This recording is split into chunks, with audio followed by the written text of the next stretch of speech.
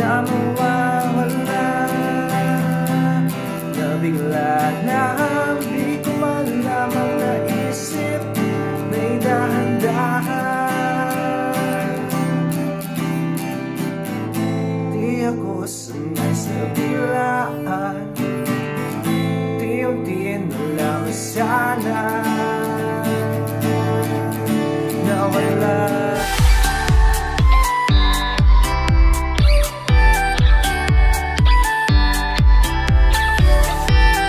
Hello mga ka-easy, welcome back again sa ating guitar tutorial. Dito na naman po si EasyJ, magtuturo po sa inyo ng bagong kanta. At ating tatalakay naman ngayon ang kantang Biglaan by 6cyclemind. Tara guys, huwag natin patagalin pa ito, simulan na natin.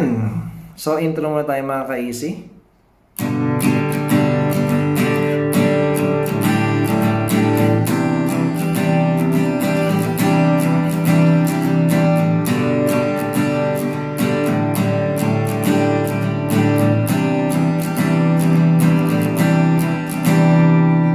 So, paano yun mga ka-easy? Ang chords ng po nun ay G, D over F sharp. Ang chords po talaga ng D over F sharp. Ganito po yan. Ayan. 6th string, 3rd, then sa 3rd fret, 2nd string. Kung nahihirapan naman kayo, pwede nyo siyang gawing G over F sharp. Yung G over F sharp, G nyo lang siya.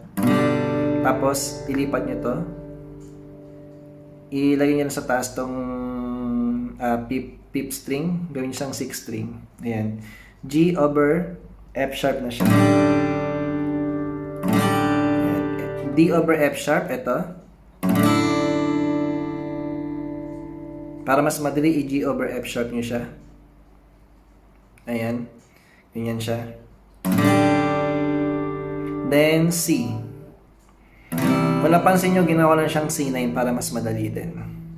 So, pwede din to. Ulitin ko again. G. G over F sharp.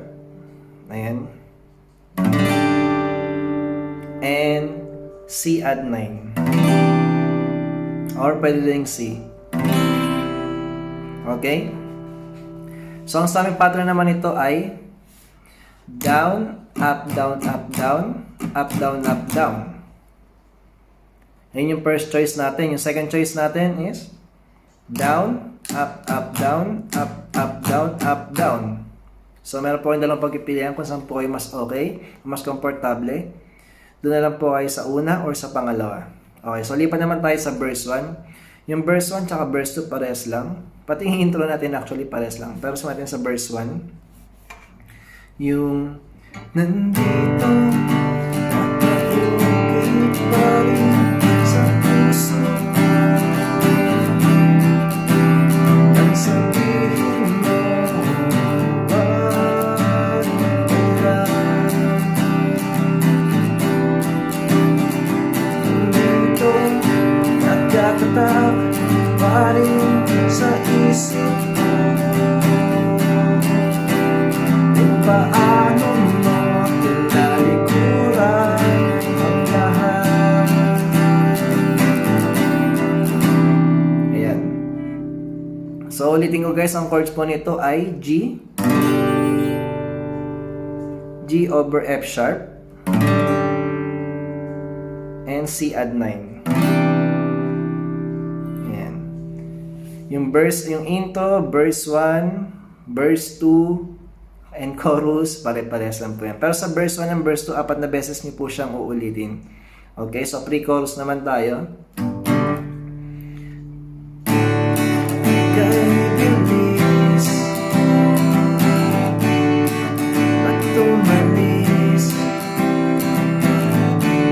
nagkakamis na bigla. Yan. Doon ay papasok ang chorus na. So yung pre-chorus naman po natin ay D, then C. Ito C na po talaga ito, C. Again, D and C. Kung kaya nyo rin siyang i-C add 9, wala rin po problema. Okay? Susubukan natin. Kay bilis at So, pwede pala po siya.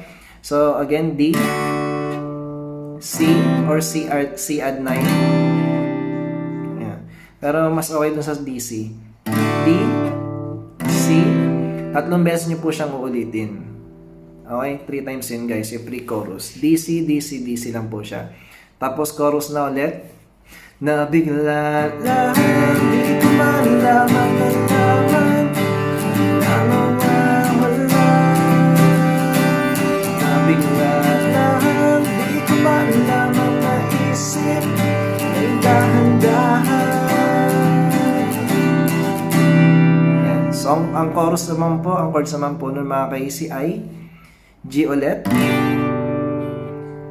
G over F sharp, and C add 9.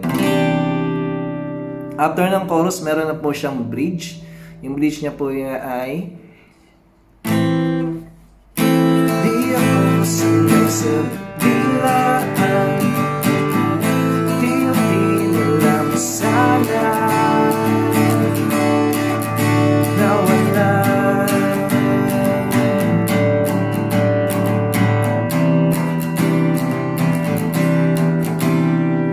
So, ang chorus naman, ang chords naman po ng ating bridge ay A minor,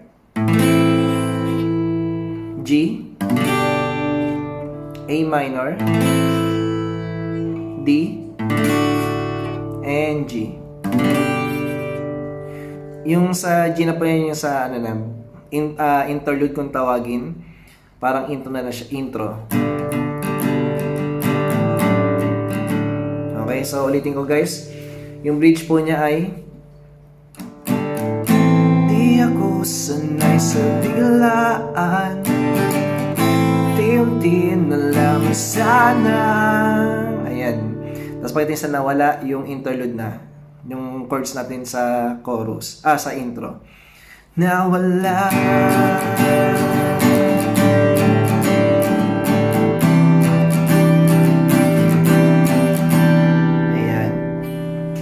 So, after ng bridge, verse 2 na. Verse 1 and verse 2, same lang. Tapos, chorus ulit. Tapos, interlude. Then, bridge again. Then, chorus. So, ayun guys. Ganun lang siya kadali. Ayun. Mga ka-easy, maraming salamat. Doon na po ulit nagkatapos ang ating video tutorial. And ulitin ko po. Huwag niyo pong kalimutan mag-subscribe. And click na notification bell para updated po kayo sa mga susunod nating video tutorial, okay? Magkita-kita po tayo muli. Maraming salamat mga ka-easy. Thank you so much.